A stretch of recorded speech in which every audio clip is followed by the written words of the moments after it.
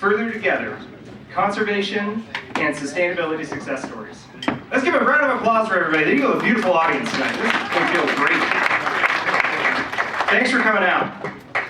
So, we would like to introduce our new Dean of the Warner College of Natural Resources here at Colorado State University, Dean Alonzo Aguirre.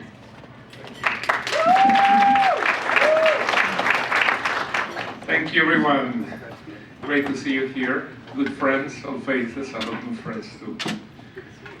It's a pleasure to come back to CSU as an alum. And thinking about hearing people across the college, staff, faculty, students, and also local community, they emphasize the lack of connectivity of the community with CSU. So I figured I wanted to change that. So I told Rob, let's launch a distinguished lecture series and connect with the local community so they can see what we can offer. So, and I'm glad that a large percentage in this room are from the local community. So it's my privilege to introduce Cindy Williams, who happened to win the 2022 Distinguished Alumna Award for the college. Thank you, Cindy. And Cindy got her degrees here in BS in Geology in '89 and MS in Geology in '92.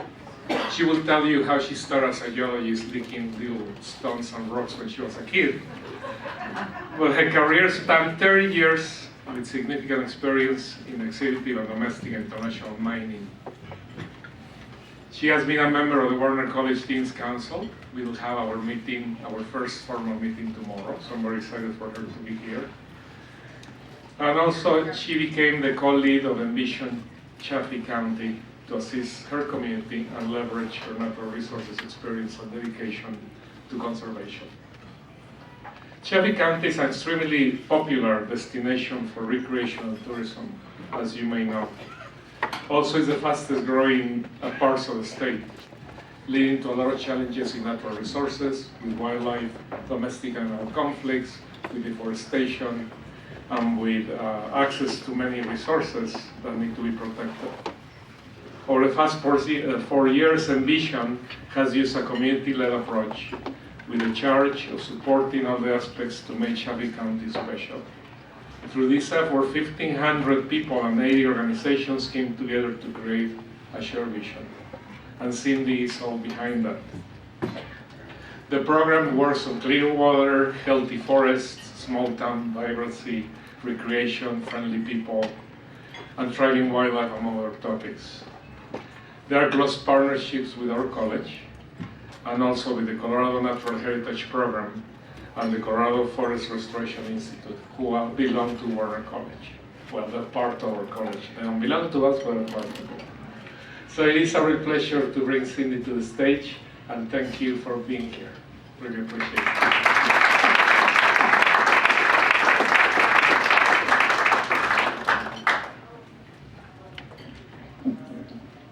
What a cool idea to bring community together to talk about conservation, huh?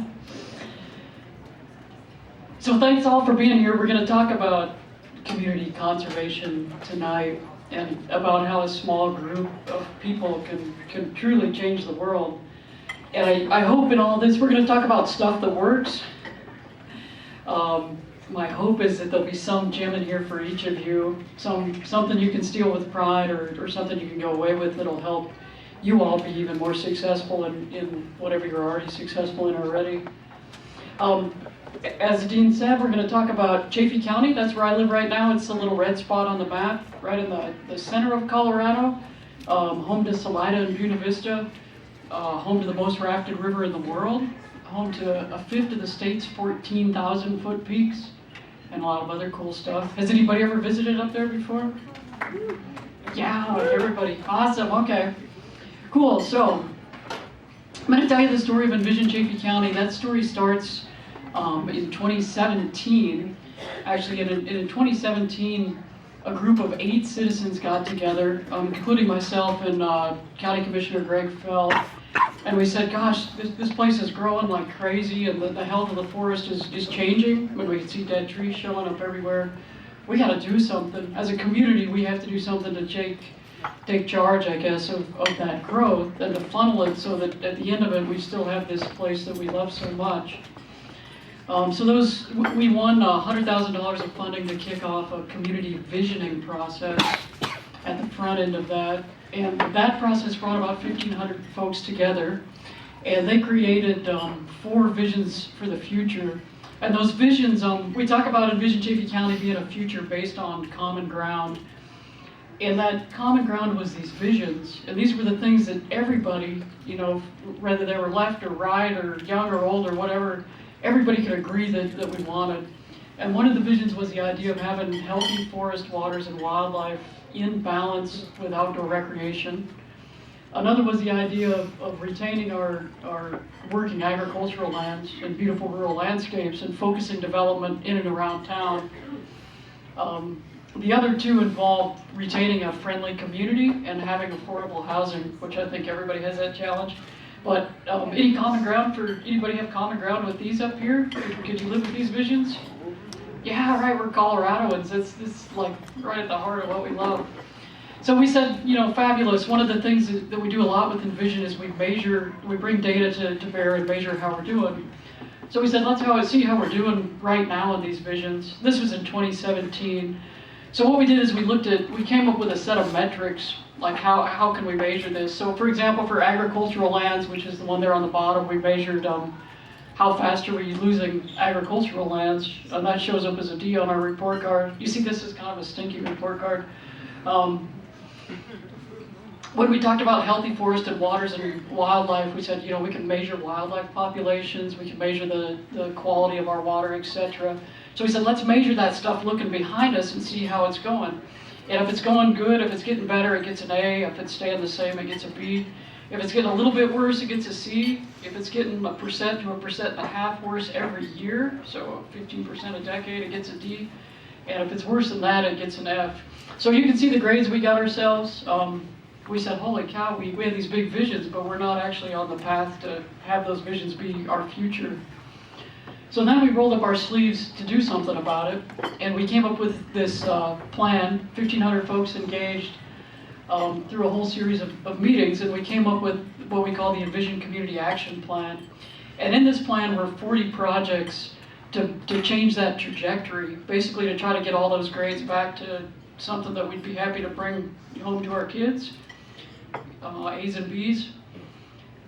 And those 40 projects, 38 of those as of today are either done or they're really substantially in progress. So the community really stepped up. And these are community-driven projects, all of them. For example, we said we need a community foundation, and now we have one up and running.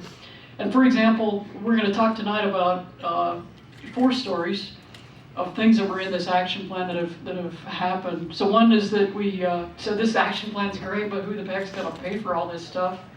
And somebody said, well, let's tax ourselves to do it. I mean, this matters so much for us that we're willing to put our money where our mouth is.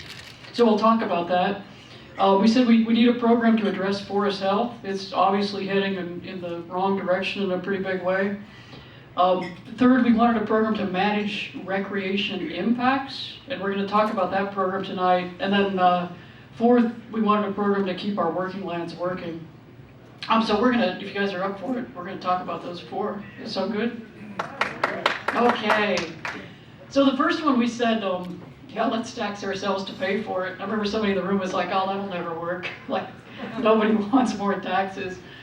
And they don't, but they do want to support the things that are really close to their heart. And so when we showed the grades and we talked about keeping this is our local landscape, right? We said, let's keep that for the next generation. Folks signed up. So in 2018, we put on our ballot a 0.25% countywide sales tax. It supports the 3 things you see there, programs or projects to support forest health, manage recreation, or keep working lands working. We made a commitment in that we would leverage those funds 5-to-1, the taxpayer funds, and this ballot initiative passed in 2018. I think it was the only tax increase in the state that did. And it became Common Ground, and it passed without a sunset, so it became the Chaffee Common Ground Fund forever, which is pretty cool. Yeah. So in the first 3 years, I guess, we're into Chaffee Common Ground. Chaffee Common Ground's pretty cool. It's run by a Citizens Advisory Council. I chair that right now, but it's citizens who are taking in grant applications basically and rating and ranking them, and then recommending dollars to go out the door, and the commissioners approve those dollars. To date, we've put out about $5 million in grants. We've been able to leverage that with $24 million of matching funds from other places. So when we put this on the ballot, we said part of the idea is we're going to tax ourselves, but we think that's going to bring more money to the table from everybody else. And indeed it has. There you can see it. And then we also connected it to some big multi-jurisdictional plans so that we were really making sure that we were spending those dollars with the maximum bang for the buck. I mean, they're our dollars, right? we don't want somebody wasting them. So we're going to talk about, the next three things we're going to talk about are those big scale planning efforts. So we have this vision, healthy forest, waters, and wildlife in balance with outdoor rec, and we decided to take on the forest health piece first. We did a survey that went out to the community, a wildfire survey. 1,500 folks participated in that. And we learned, again, starting all these big efforts with the facts, we learned that 80% of folks in that survey said they thought a major wildfire was likely in the next 5 years. We actually had one the year after the survey, the Decker fire, so 80% of people were right. But what was interesting is that while 80% said a big fire is coming, only 40% even had an evacuation plan. Only 30% knew where to go to get information about how to get an evacuation plan or to do their defensible space or whatever. So we were woefully unprepared for a community for that fire coming. And the threat, I mean, you all experience it here all over the state, right? The health of our forest is just fundamentally changed. We've had 100 years of fire suppression. We have all over the state insect infestations. In our county, 89% of the spruce trees are dead now. That's just happened in the last 5 years. We're getting drier temperatures and big wind events, as you all know. And that's led to some really fundamentally different wildfire behavior. But you talk to our wildfire guys about what happened in 2020, that was a crazy year, huh? More than 1,000 wildfires in Colorado. The East Troublesome Fire, which burned 100,000 acres in a day. They would have said before that happened, they would have said it was impossible. It blows the models away, right? It shouldn't be possible, but it happened. So we said, gosh, we gotta do something about this. But this is one, the dean talks about these, how do you solve these big insurmountable problems? I guess the answer to that is a bite at a time. So here's what we did. We said, if you flip to the next one, first of all, we said, this is Damon Lang with the Colorado State Forest Service, which is a branch of the college. He's the Southwest area manager. He said, look, what we've been doing for the last 20 years just isn't working. We have to do something fundamentally different. So what we did is we said, let's put together a next generation community wildfire plan. And by next generation, we mean a bunch of stuff. So first of all, most communities have a wildfire protection plan, but usually we find them like in somebody's bottom drawer or back in the back of their cabinet, or like they have them, but they're not using them. So we said, let's make it one of those, but let's have the community make it. And let's have the community own it. And let's make sure we're actually going to implement it. And let's track every year as a community. Let's show the numbers every year and hold everybody's feet to the fire to make sure we actually do something, not just make a plan. So this document you see the cover of here is actually the community summary for the wildfire plan. We have, like every place, a wildfire plan that's like a thick book, but we said let's make a little booklet with pictures and simple text that normal people can understand so that they know the plan. And so we did. I remember one of the guys who was in the agency side is like, what the heck is this? It's just pictures. It's like, yeah, the community said, oh, this is cool, we get it. Finally. So then also in this community plan, we said, let's take the latest data, let's take the latest technology, let's get Colorado State University engaged with the Center for Research, or CFRI, and let's do it right. Let's put all the experts in a room and figure this out. So we did. We started this effort with a survey out to the community. We pulled together a team actually of some 35 leaders and across 19 organizations to drive this thing. That's since grown to 44 leaders that are driving this. I mean, folks are really engaged. We put out the wildfire survey, and in that survey we asked people, what is it that you want to protect? What do you think are the values at risk? And so the community got to rate them for this plan. Any guesses what their very number one most important thing to protect was? The river. Oh, did I hear the river property? Those are good guesses. The very number one actually was the lives of our firefighters, which kind of gives me the goosebumps, right? And it does those guys too, because they're the ones that, I think they're like the only people that we send into the middle of a disaster, right? They're supposed to get between my home and the fire. It's crazy. So we said, let's protect those guys first. And that actually led us to a bunch of emergency egress and ingress kind of work. Second, somebody said the river, that's right, water was second. Third was critical infrastructure. Fourth was homes. Fifth was recreation assets.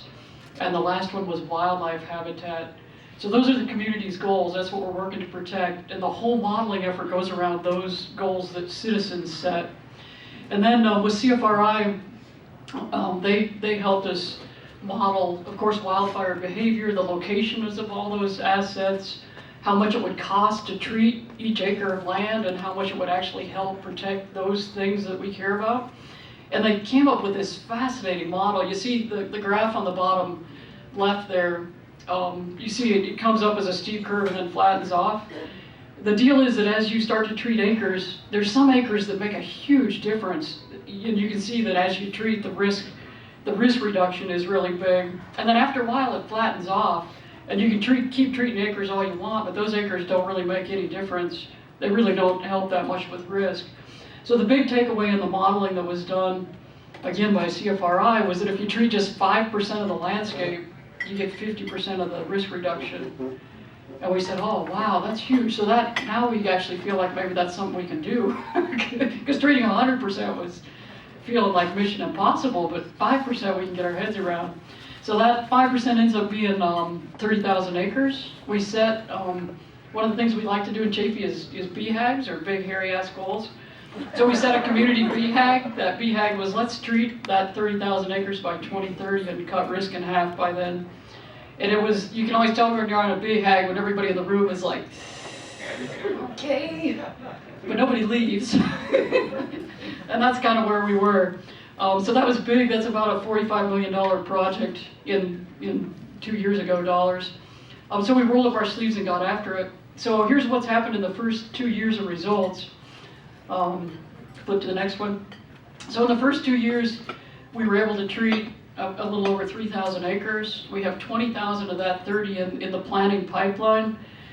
We've raised, this slide's a little bit old, we've actually now raised 23 million of the 45 in the first 2 years to get after this.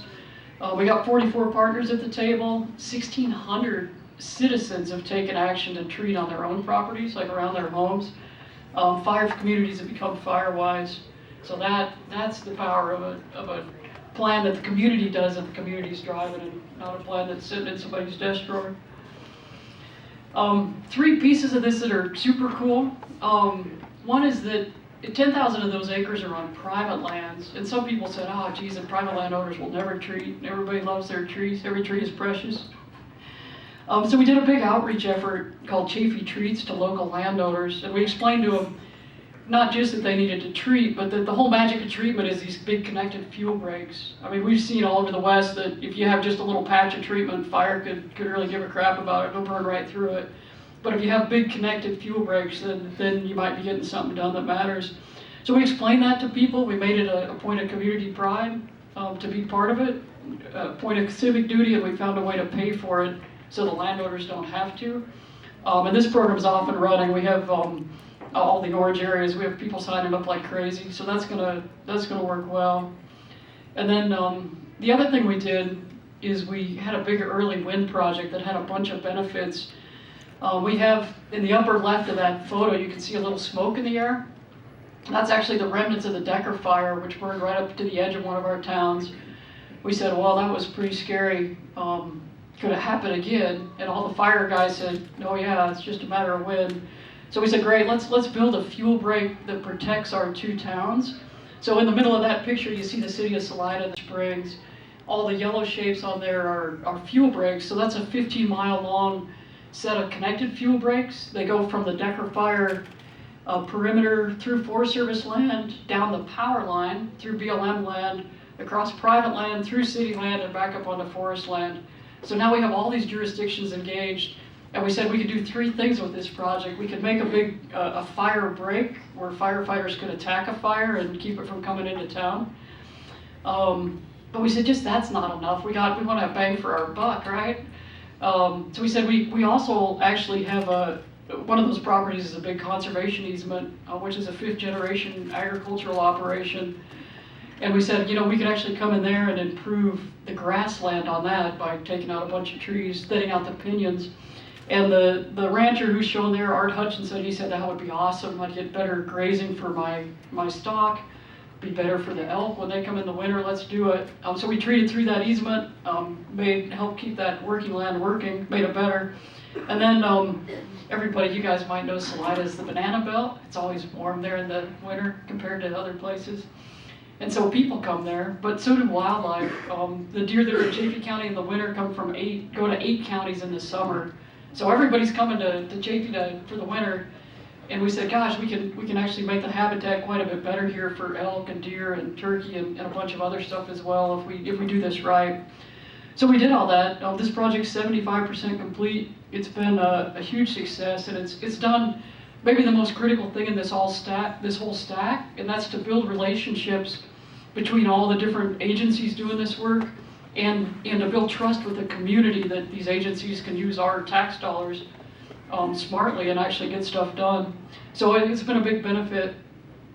And then the third one in this wildfire stack has been empowering people.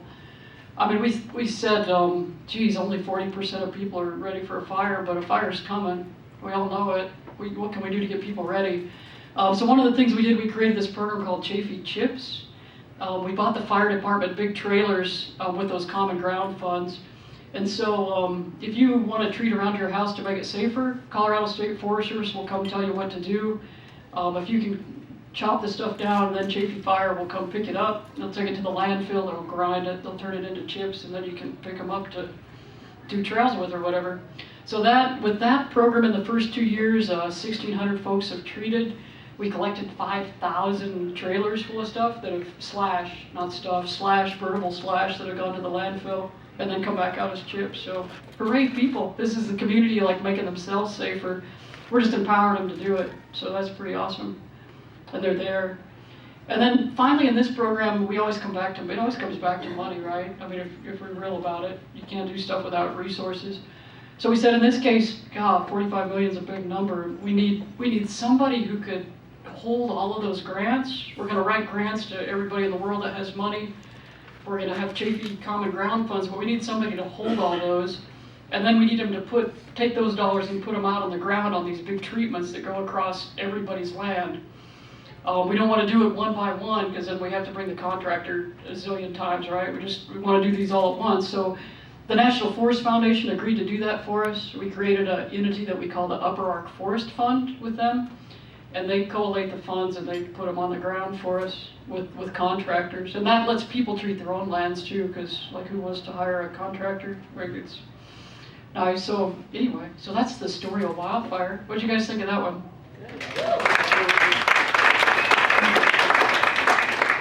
It's cool. It's amazing what can happen when people get involved, right? You tap the energy of your citizens. The next story we want to talk about is outdoor recreation and outdoor recreation growth. So we had already in the vision this idea of balancing healthy forest, waters, and wildlife with outdoor recreation growth, and that kind of has a suggestion that they maybe aren't in balance. When we did the wildfire survey, we asked people in the wildfire survey, what do you think is the #1 risk to the forest in this county? And what would you guess they said? Yeah, drought was up there, drought was I think #3 or 4, but it was definitely on the list. People was #2. So wildfire and the general decline of the health of the forest was number one, but just right behind it was people. And that came with, like 600 comments that were pretty, let's just say they were spicy. They had to do with Texans and, I mean, people were angry. People were just like, hey, this place is getting wrecked. So we said, we got to do something about this. We got to get this, recreation is a third of our economy, but we don't want to wreck the place, so to speak. So we came back to the facts. We said, so what's going on? What's the deal? Pre-pandemic, we were seeing about 13% growth in visitation a year. We see about 1.5 million visitors a year, what we did before all this growth. And then during the pandemic, we saw about 50% a year growth in visitation. So that adds up to, somebody here's probably better at math than me, that adds up to a lot. At the same time, we saw the land management agencies, the Forest Service and the BLM, their budgets to manage rec actually declined. So all of a sudden we see this huge gap between dollars to manage recreation and recreation itself. And the result of that was a lot of impact. We created an app. One of the things said, like what gets measured gets managed. So we said, let's get the data. We created an app where citizens can go out and manage the conditions at dispersed campsites. So a dispersed campsite is like where any one of you all can leave Fort Collins in the afternoon and drive up and go camping on the forest land wherever you want, which is great, it's fun. But it turns out there's 3,600 of those, and they just keep growing, everybody makes a new one. Those 3,600 have 16,000 gallons of trash and maybe 500 piles of human waste. So we said, oh, that's nasty. It's bad for everything, right? Nobody wants to go camp in somebody else's poop. There was concern about human-caused wildfire, of course. We had a couple that started to get away. We did another survey. We love doing surveys just to get people involved and get the facts. In this rec survey, which is a stealable tool if anybody wants it, we had 4,800 people participate from 41 states, and we got some awesome data. But we learned a lot. One thing we learned is that 70% of people that live in Chaffee County think that the benefits of recreation no longer outweigh the impacts. And that was pretty sobering if you think about a recreation-driven economy. We also learned that 93% say that, we asked, how important is it to manage recreation to support wildlife? 93% said that's really important. Only 90% said that it was most important to protect their current access. Only 30% said they needed more access. So we're kind of busy running around building trails, but people want us to protect wildlife first, and we weren't doing that. So there's just a lot of good takeaways from that data. So then the community we said, gosh, like the wildfire plan, that was so awesome. With the help of the university here, that was so powerful. What if we did a plan like that, but for recreation? And we called it an outdoor recreation management plan. And we did it for all the lands in the county, and we came up with the same thing, like, where's the bang for the buck? said, oh, cool, let's try it. Would love to try things. So the community set 3 goals for that plan. The first goal was to retain exceptional experiences. The second goal was to retain the health of our natural resources, water, wildlife, all that stuff. And the third was to retain the benefits that recreation provides to our economy. Like I said, it's a third of our economy. So then again, we said, how are we doing on that right now? Like, what's our report card? If we look back the last 20 years, and this time we got even worse grades. The worst of the worst in this report card was in the natural resources space. We looked at the rate of growth in dispersed campsites. We realized that 70% of our wildlife populations are actually in decline, some of them pretty sharp, a couple of them in free fall. So we recognize that we were by no means anywhere near being on the path to have those 3 things for our kids. So again, we set about making a plan to say, let's change these grades to grades that we'd be proud to take home to our kids, right? They're gonna inherit all this. Let's get them better. So we made I think the state's first all lands outdoor recreation management plan. We had that passed by our county commissioners. That makes it something that the Forest Service has to actually listen to, or they need to explain why. I mean, it gives it a little more teeth for those agencies who are also involved. They've been awesome in this. Excuse me. So we're going to look at a few of the goals in that plan, and then like our other plan, we said we're going to track all this stuff every year, and we're going to show everybody like what we're getting done and what we're not. Hold everybody's feet to the fire and celebrate success. So we did that. So the goals in the plan were these. We said let's keep it fun, keep it clean, and keep it wild for us and for the next generation. And in that keeping fun, what's underneath those are really strategies for us.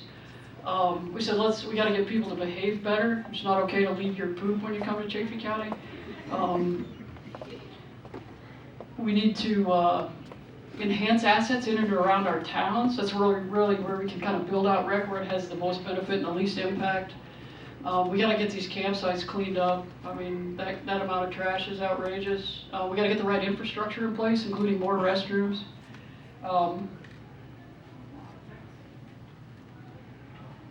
then on the Keep It Wild side, we said 70% of our wildlife are in decline. We want to stem those declines and sustain wildlife and start to build it back. We got to turn those around. And then this is really interesting. Anybody here an agricultural operator or connected to ag in some way?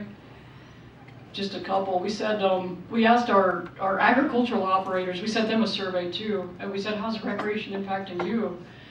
We learned that recreators have $100,000 a year of direct cash impacts on our ranchers, which looks like cut fences and shot up stock tanks and that kind of crap.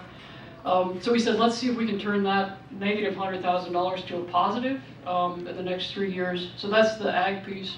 And then of course it comes back to money. So keeping it fun, this is cool. If anybody's thinking about rec programs, here are some that have been really successful for us. In the first year of this program, we were able to put about $1.5 million on the ground and put 14 more staff on the ground. We did that with a program called Rec Rangers and another one called Rec Adopters. We'll talk about those in a second. And then the Chaffee County Visitors Bureau came up with this beautiful idea that's called Adventure by Nature. So next time you visit Chaffee, look up Adventure by Nature, and you'll see if you go there, you can take a pledge for how you're going to behave when you come. And it's kind of simple, leave no trace sort of stuff. If you take the pledge, then you get a whole bunch of coupons to local business. So now we're bringing recreators into the business community loves it. That program won the Governor's Award last year, and it's been adopted now by Lake County, which is upstream of us, so it's kind of growing. But that's been a really good way to modify behaviors. And then if you flip to the next one, the Rec Rangers program, we mentioned that the land management agencies have actually seen a decline in staff during this growth. So we said, well, let's have the community put some rangers out on the ground. So the community funded 8 rangers, 4 with the Forest Service, 2 with the BLM, and 2 with CPW. Those are common ground dollars and some county dollars and some town dollars. And the rangers this summer, it was awesome. I mean, they talked to thousands of people. They wrote a few tickets, not too many, but a few that were, well, richly deserved. They did a lot of education. I mean, there's no better education, right, than to have somebody there at your campsite explaining to you things. And they did a lot of cleanup, containment, like the fence that you see there. So that was wildly successful and popular. And then mixed with that, we said, let's get people involved too. So we had the Rec Adopter program. And Rec Adopters is basically a program to let everybody help care for the lands they love. And so we put volunteers out on the land across, Forest Service land, BLM land, whatever. And the volunteers are out there collecting data with these couple apps we created, which we'll talk about in a sec. And then they're also doing cleanup projects. So in this case, this is a picture from a cleanup project. That thing in the background is one of the trailers that we bought the fire department to pick up slash. In this case, it's picking up trash. We got the fire guys there. We got the rec rangers there, and a bunch of community volunteers. So in the first year, you guess how many pounds of trash these volunteers took off the public lands? Somebody give me a guess. 100,000. Well, 15,000 pounds of trash and ash came off the public lands.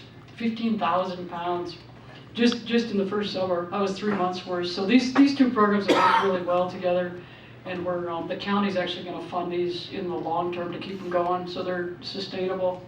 And then these programs are powered by a couple of apps. These apps are transferable if anybody wants them. One's an app that lets people collect information at campsites. 2 is an app that lets them do the same thing in city parks and trails and open space. And then the third is a website, which is that image you see on the right where you can go pick a polygon anywhere in the forest and sign up to help care for it. And then, you could be cleaning up, or you could be engaging with these big groups, or just tracking conditions. But all that's powerful. Like, we're powerful as an army, right? So those have been good keys to success too, those tools, techie tools. Of course, all that's helped to keep it clean. I mean, nothing like pulling off 15,000 pounds of trash to clean up a bit. At the same time, we have all of our agencies are working together on all lands camping. I think that's going to look like taking the entire county to camping and designated sites only, and putting fire rings at the sites, and putting some containment on parking and all that kind of stuff. So all that's in progress. It's the biggest effort I know of any it's the biggest effort I know of in camping management that's happened anywhere in the western United States. It's huge. Well, it's, there's over 4,000 sites, so it's a big move. It's going to take a while, but that's in motion. And then we also have an all lands infrastructure plan that helps prioritize infrastructure, which restrooms I think are at the top. In the first year, we put a couple $1 million out into this, and we added 12 sets of restrooms on the public lands, which are all wrapped with that Adventure by Nature logo and a QR code, so you can take your pledge while you're taking your time out. So that's been pretty popular too. And then keeping it wild, we said, geez, how do we stabilize local wildlife? That's a big lift. And we've had some early win projects around putting in gates for seasonal closures and habitat enhancement. But the really big thing we did actually came out of our collaboration with Colorado State University and the Warner College as well. What we did there is, like the wildfire map, we said we need a wildlife bang for the buck map.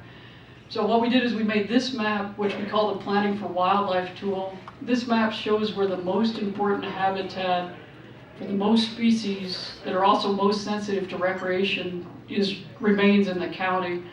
And that's the purple and red zones. We said in our rec plan, let's not put more rec assets there. Let's not fragment more of the good stuff. But let's rather focus development in the green and gray zones where we'll have less impact. So we're doubling down on that. This map, it's amazing spatial technology that comes out of the shop here. There's 30 habitats in this map. They're rated by 5 different factors: how important the species are to the economy, how rare they are, how their population's doing, how much they're impacted by human activity, and how good the data is. And all those 30 layers and all those 5 metrics on each one come together into that single tool. So that hasn't been without some controversy, I would say. Some people are like, what? There's a lot of purple on that map. But yeah, there's a lot of purple on that map where the banana belt, everybody comes for the winter. So we're doubling down to protect that. We've also connected this now with the wildfire plan. So when we do fuels treatments in those areas, we're pretty conscious about enhancing habitat at the same time. So that's been cool. This map right now is being spread to include Lake County, which is upstream of us, and Gunnison County, which is to our west. So it was kind of invented here, but now it's growing. I hope it grows to cover the whole state, because it's a fabulous tool for keeping what we love. That work is happening as part of the CPW Regional Partnership Program. So CPW looked at this rec plan and another one that was going on 285, and they said, that's so cool.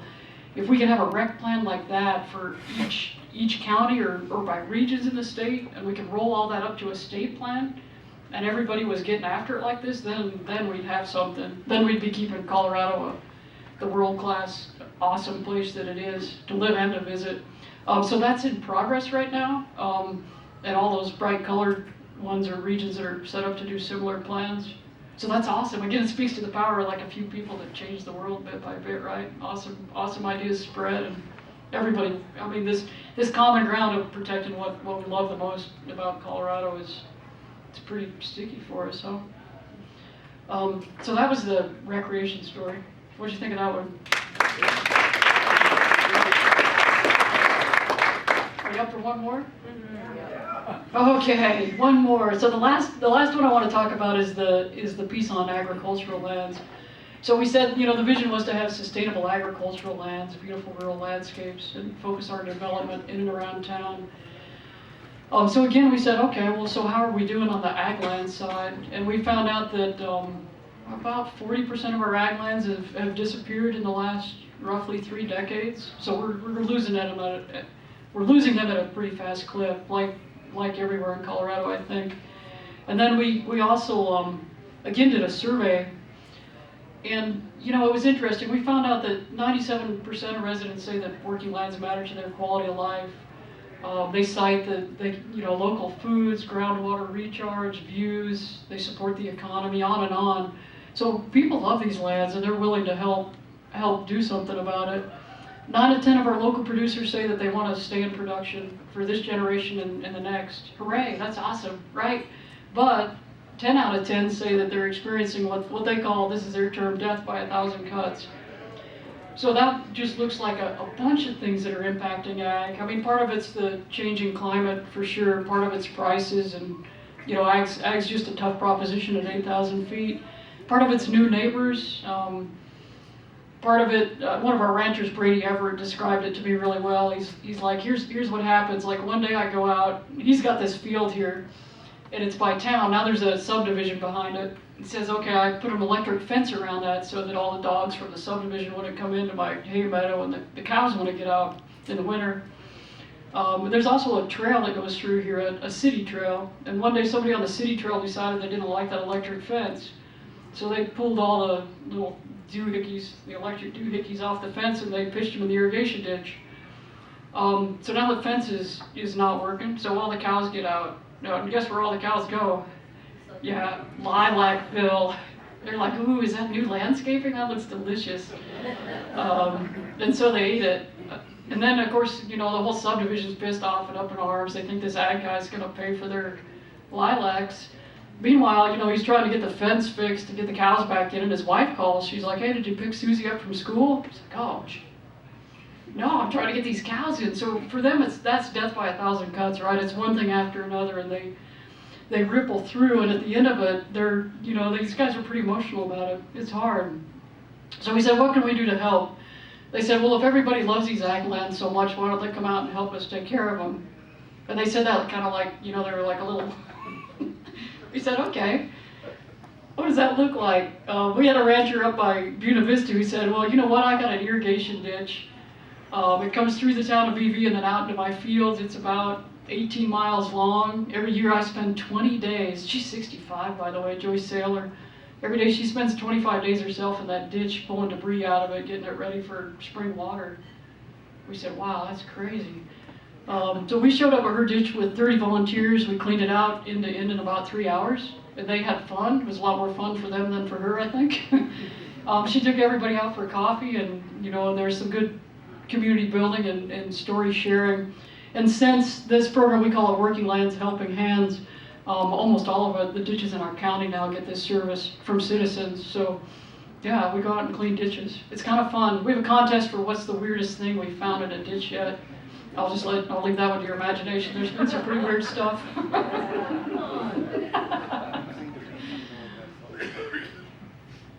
The other thing we did, ranchers said conservation easements are, they're a pretty cool tool, but in a conservation easement, you give up your development rights in perpetuity. And they said, we're just ranchers, but we think perpetuity is a pretty long time. Could we have some sort of tool like that would just be for our lifetime? Because I'd be willing to protect give up my rights for my lifetime, but I don't know if I want to do it for my kids or my grandkids and their grandkids. We said, sure, why not? Let's try it. So with the Common Ground funds, we stood up a program that's a conservation lease program. The pilot for it were 5-year leases. So if you agree to do a 5-year lease to keep your lands in working agriculture, then you get a payment per acre for doing that. Almost all the ranchers have took that money and made upgrades to their operations, which have improved their profits. Helps keep working lands working, right? It's just another thing. So that's been a popular and successful program too. We feel pretty good about. And then finally, it's 1,000 helps, right? There's no one thing that fixes this problem for agriculture. It's complex and it's a bunch of different stuff. So we said, fair enough, we'll bring a bunch of different solutions. So this is some of the list of 1,000 helps. We were just working last week on a program called Burning Together. In that program, Chaffee Fire is going to come help ranchers burn their ditches in the spring. You know, I think 20 years ago when your ditch went through a meadow, it was one thing, but when it goes through a subdivision and you're getting ready to light it up, it's a whole other thing. So we're gonna help them out. Our land use code, we're in the middle of a land use code update that was one of the other projects in this plan, in the Envision plan. And in that, at first we said, let's allow camping on agricultural lands for a profit. That's another way they can make money. So again, we're trying to flip that equation from cost to benefit for them. We just passed that. We're also a bigger land use code trying to think about other tools like maybe transferable development rights that can help them out. We got a big virtual fencing project going on. That looks like the cows wear a collar. You know how dog fences are? You can have like a doggy fence on your yard that's virtual, and if the dog tries to cross it, he gets a little zap. Same thing for the cows. But these are cows out on public lands, right? So you might have hundreds of miles of fence as a rancher to keep your cows in the right place on public lands. This could just be collars and all that goes away. It also gives you the chance to keep your cows away from recreation use. Maybe it gives you the chance to keep them out of wetlands, whatever. I mean, lots of benefits there. So we're piloting that. The pilot the first year went pretty good. We get ranchers together every year for dinner. That seems like a really simple thing, huh? But gosh, they love it. They love it so much. Everybody loves it so much. Last year, the Governor Bullish showed up as a surprise. I don't know if he ate beef or not, but he enjoyed the dinner and helped brainstorm with us, and that was awesome. I mean, these things all grow in increments. On and on. We've done a lot of education with realtors, trying to help them get new folks to understand that the ditch that goes through their property isn't theirs, and someday somebody might drive down it in a backhoe, that kind of stuff. Anyway, you get the sense. So it's just a bunch of things, and we just keep every year, like what's the next thing, and keep pushing it. So this is having an effect, and we're getting there, a little piece at a time. So that's again a future based on common ground. Our common ground, I mean us, and I think probably most of you too, is the beautiful resources that we have in Colorado, clean waters and beautiful forest and cool wildlife and gorgeous rural landscapes and green meadows and all that. So that's the power of a small group of citizens. Right, it started with 8, it engaged thousands, and it's changing things. I mean, it can happen. You can do it. I promise that we talk about stuff that works. I think we talked about some of it, but here's just a recap of stuff that's worked really well for us.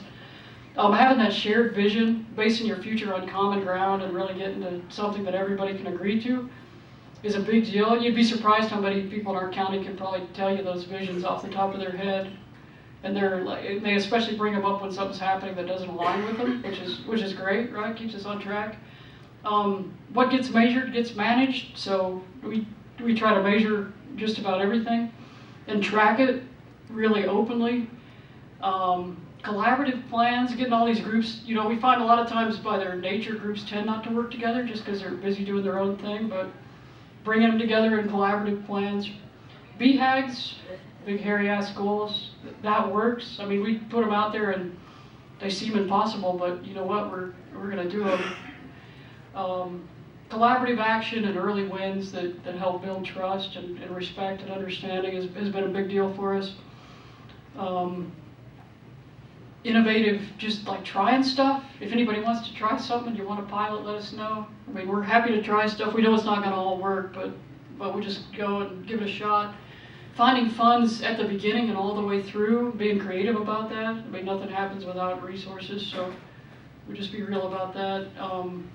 Reporting results, these public reports of the plans are really popular. It's surprising how many people hit them and engage with them. And that lets everybody know that we're getting done what we said we were going to get done, or if we're not, that we're not, and that we need to roll up our sleeves a little harder. And then telling stories and celebrating success.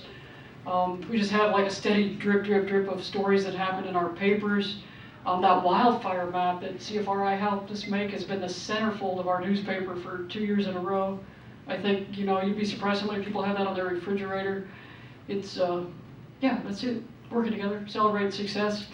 All that brings me to wrap up with my favorite quote, which is by Margaret Mead, which was never underestimate that a small group of thoughtful, committed folks can change the world, because actually it's the only thing that ever does. And that's what this is all about, and what all of you can do in whatever endeavors you're in. I mean, when we started this stuff, we thought, gosh, it feels too big for us. It feels impossible, but a piece at a time. And it's happening. It's awesome. We can keep the Colorado we love with all of you. So thanks.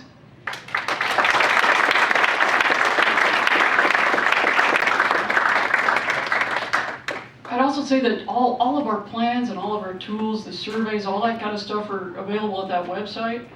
And they're free for anybody to use any way you want. I mean, our vision is that this whole state's connected, right? So the more this gets shared and we can all be successful together and doing the same stuff for the state, the better. So any questions? Questions. Rob will pass the mic over here, Rob. Here's somebody that... Okay, I don't have my good, please just speak up. I can speak up. Thank you. In Leonard County, some interactions I've had with our local ag people is that they're concerned that there are not enough younger people coming into the ag space. And it sounded like that wasn't a big problem for Chaffee County. Can you talk about that? Yeah, so she's asking if everybody couldn't hear it about what about the next generation of agriculture folks and their kids coming up. That's a challenge for our ranchers as well. The point they've made is that, like, whose kid would want to do it if you can't make money? I mean, if you're out here working yourself from dawn to dusk and every year you lose a little bit, like, who wants to do that? So our approach to that has been let's try first to make them profitable, and then encourage their next generation. We do actually, one of the other projects we have in this deck is a Chaffee Cattlemen's, and that was actually started by our next generation. So it's actually for 20-something ranch ladies, I would say, who are pulling it together and driving it. So it's, I don't have any magic solution for that either. It is an issue recruiting the next generation. But I think what we hear from our ag is that the more that they, A, can have a business that actually works, and B, feel like they're part of the community, not at odds with the community, the more likely it is that their kids or their nephews or nieces or whatever are going to come in and be part of the operation. Because I think they love it. Most of the ranchers just love it. They want to do it, but you can't do it forever if you can't make money. Yeah. What impressed me was that you had so many, it doesn't sound like you've heard the word no a lot from a lot of the state and federal agencies. It sounds like you managed to do a lot of cross-boundary work, especially for that fire break, and to get the county to put fire on private land, and all this cross-boundary work that everybody's invested in, where another county, the first thing people would say is you can't do this, you can't do that. So can you talk about how you got the lawyers out of the room? How do we get the lawyers? Yeah, how do you do cross-boundary stuff? We didn't invite the lawyers. I think it's a couple of things. I mean, part of it is back to that. Those visions are surprisingly powerful because everybody can agree with them. They're hard to argue with. And the land management agencies, I think, would say that those visions are consistent with their missions as well. So then if we're all trying to do the same thing, then we're all working in the same direction, right? We're not working at odds with the land managers. We all want the same thing. So they're at the table too, and we're trying to figure out ways we can do it together. It's kind of like rec rangers. It's like, wow, the agencies are saying we don't have any staff. Sorry, we just don't. We don't have the money. So we're saying, okay, we'll find it somewhere else, but we'll make it happen. But they work for you. So there's a good example of kind of the community funds it, but the Forest Service manages it kind of thing. We're just looking for solutions that find some common ground, I guess you would say. I mean, on the wildfire side, what we've heard from the agencies is, give us a little space to have time to do NEPA and all that kind of stuff. Don't promise too much out in front of us so that we can't beat it. And then, help us, because they don't have staff to do all that either. We said, what do you need? They said, we need somebody to put together funds and put treatments together. I said, great, let's figure out who that is. So did you have the same contractor work across all boundaries, or did the Forest Service bringing their own people, and on the other side of the fence was private contractors? So it's a mix right now, but what we're heading to is doing our big fuel breaks with single contractors. So the one I showed you, that big one on Methodist Front, that was done almost, I'd say 90% of that was done by the same contractor. There's a big mastication company. They went from the BLM land to private land to city land and on through. And the Forest Service isn't quite ready for their part yet. They're still in NEPA, but it's coming. I mean, their process takes a while, so that'll be a second contractor. But there's other places where we have contractors going across, Forest Service to private lands too.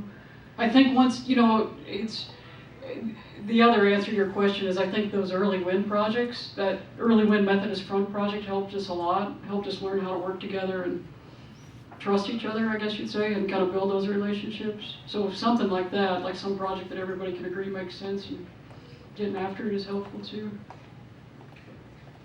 Hi, thanks so much for your talk. I think you put a lot on the table for all of us. My question concerns recreation and wildlife.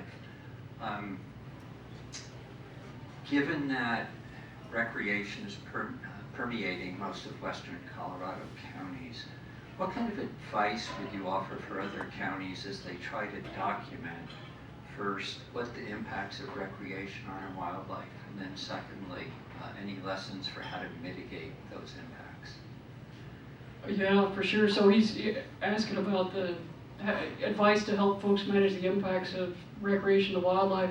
First of all, I'd say there's a growing body of research, including some of it coming out of here, but from all sorts of universities about the impacts of recreation to wildlife. So there's a lot of data out there. Some of that we have pulled together if you want it, and some of it that you can find if you go out there and search. We have a couple local studies going on where we're trying to nail it down locally, but there's plenty of evidence. Two is the big tool that's been, that planning for wildlife map has been a really big deal for us. That brings so much data together into one simple thing that everybody can get, and we can sit around the table and talk about it or argue about it or whatever. We're honestly trying not to put new rec development in the purple zones that were on that map. That's really tough. If the whole western part of Colorado could do that, I think it would be awesome, but there's lots of difficult conversations along the way. We're getting ready to lay a trails system and conservation project plan on top of that wildlife tool. And the idea of that is, look, if we have to have a trail that goes from point A to point B, let's figure out a way to do it that doesn't go through the middle of the best habitat. I mean, let's follow an existing road easement, or let's get creative. And we have yet that work to do, but I think that's the approach that the West has got to take. We've done a lot of education in our community too about the impacts of recreation and wildlife. I think sometimes everybody's like, yeah, rec readers have an impact, but not me. Right? So actually getting that to come home to people that it's all of us, it's a scale, and so we all gotta, take some trade-offs and act a little differently and plan a little bit more smartly and keep our dogs on the leash and that kind of stuff is a big deal too. Yeah. So water is a big issue with any of our wilderness areas, and certainly for the wildlife as well. And I've heard of various places making a point of bringing back beavers and creating more riparian areas, which seem to help manage the water in the wildlife areas better than humans do. So I didn't hear you mention any of that. Is that part of your plan? That's an awesome question. So what about beavers?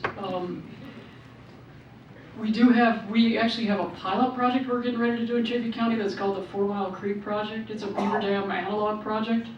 It's a pretty cool wetland valley that if you go back, we have photos that go back into the 20s, and in the 20s it was big beaver complexes and ponds. Today it's pretty much a dry meadow with a little incised creek in the middle of it. So the intent of that project is to try to bring back the beavers with a bunch of human-created structures. We've had some pushback from the water conservation districts that, if you do that, maybe it impacts downstream water rights. We said, fair enough, let's do it and let's measure it with a bunch of piezometers and all that and see if that really happens or not. I don't think it will, but we'll see. So we have that coming as a pilot project. We're just trying to get that funded right now, actually. And that's CNHP has been involved in helping us stand that up. Sarah Marshall with that group, they've been awesome partners.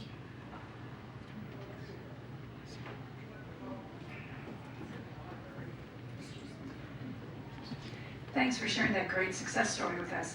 It seems like a lot of the success is coming from the volunteers you have working with you, and I'm wondering if you've tapped the source of students like high school students or even college students that want to get hands-on experience, and it could just increase the numbers that you have of people working on this.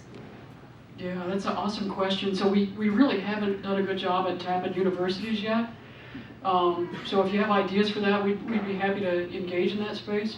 We have tapped, actually one of the big volunteer events we had was high school students. So we've tapped some of them to come out and be manual labor. We have a lot of them working in the ditches too. But we have lots of space for student projects that we haven't really tapped. So happy if folks have ideas on that, happy to talk about it. We'd love to have some students.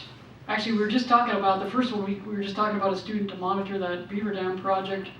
We have a PhD candidate that might help with that, but that would be our first one, so yeah, we'd love to use them. We just haven't got there yet. I have a nerdy governance question for you about how you're getting all these projects and programs accomplished. That's a lot of stuff you're doing across 4 huge programs. So are these carried out through committees primarily for each of the major goals? Do you have like permanent staff? Is it through a nonprofit or through the county? Yeah, that's a great question. So how does all this get run? So Envision Chaffee County is a nonprofit. We have, I work for them about 30 hours a week for free as a volunteer. That's my give back phase in life, so that's my give back. And then we have we have a contractor that's about full time that does community relations and project management for us. So that's us. And then we have the forest work is driven by a group that we call the Forest Health Council. We just facilitate them. They include the leaders of actually it's an awesome group. There's 40 folks on it, and it's got the land management agencies and the power providers and the water providers and on and on. They meet every quarter, and we just help nudge them along.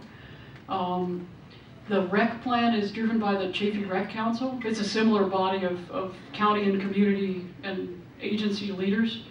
Again, we facilitate it just by continuing to track the goals and remind them what they are and enable things. We write a lot of grants.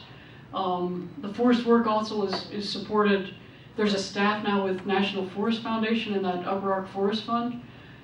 That person is bringing together the funds and doing all the nightmarish accounting, and then also putting the contracts on the ground, so that's a full-time role. And then we've added, like I said, we've put 14 other staff on the ground across the county. The rangers, we added a position at Chaffee Fire to help do the Chaffee Chips program and that ditch burning program. So we've had some success, and I guess it's all those pieces all kind of knit together. I had a quick question. Again, like everybody else, thank you very much for your presentation. And one thing to suggest to you is, we found in Oregon on the Rogue River that we actually got a lot of good volunteer support, not really volunteer support, but through the courts. We took misdemeanors and people like that came out there and worked with us for weeks on revegetation, digging the cobbles. And it was a great way of rehabbing on the courts. So that's another thought that you can deal with there. But I was really interested in your 5-year conservation trust program and how that was funded, because as a rancher, you're right, as a lifetime, perpetuity issue really comes into play. And when you're looking at these 5 years, I can see that being a real benefit. How did you fund that? Was that? That's funded out of the county tax measure. So the Chaffee Common Ground Fund, that 0.25% sales tax, funds the conservation lease program, and it runs. I think it's about $125,000 a year it just goes straight to ag operators has like 1% overhead. Do you just kind of apply for it and say you're putting 5,000 acres into conservation trust, and then they work it that way, and you do it on a per acre basis? Is that how it works? Exactly. Yeah, and there's different rates for irrigated ag versus like a little pasture kind of ag, if you know what I mean. No, that's a great idea. I really think that's an amazing idea. Thanks. Yeah, sure, thanks. Happy to share it too if you want more details. Hi, thank you very much for your presentation.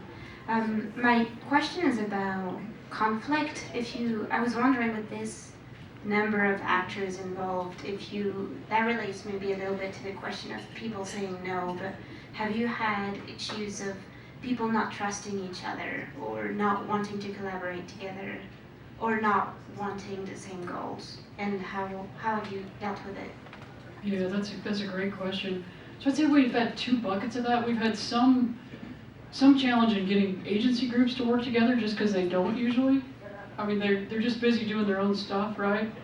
The Forest Health Council and bringing them together every quarter and having them, look each other in the eyes and plan things together on maps has helped that a lot, and some projects to build trust.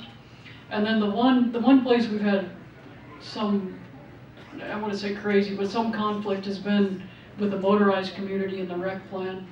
The motorized community hasn't loved that planning for wildlife tool. It's kind of interesting, in the survey data, the motorized users feel like they like wildlife a lot too, but I think they have anxiety that the use of that tool will spread around the state and that it might have implications for new motorized routes.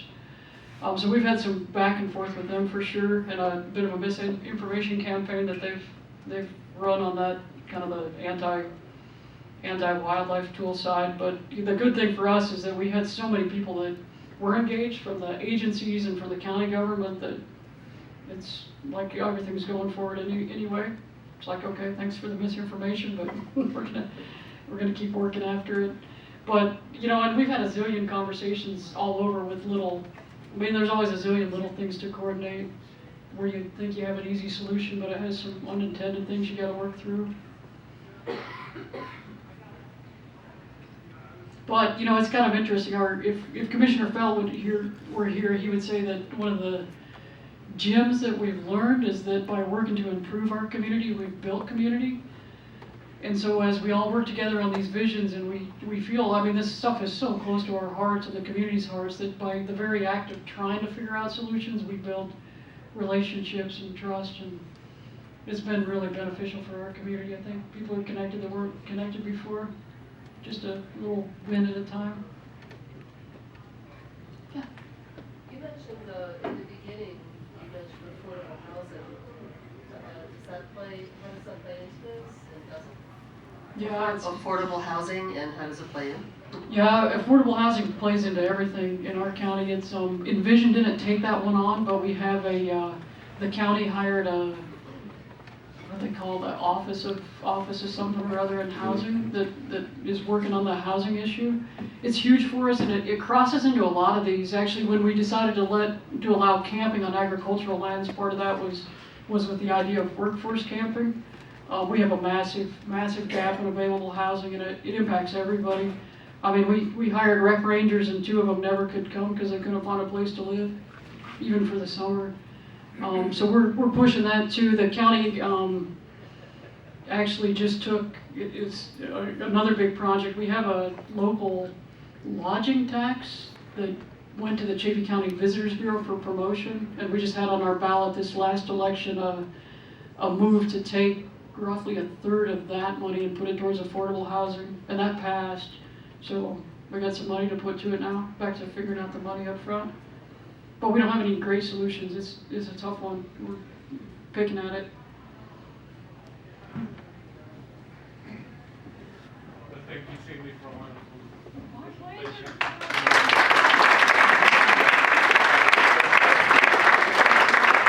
Thank you everyone for coming. I hope you enjoyed this first of a series of lectures. This is going to be for you, for the community. So look forward for our next symposium in the spring. And we'll be in touch. So we can socialize a little bit and then head home if you like to have another drink. Enjoy the evening. Thank you.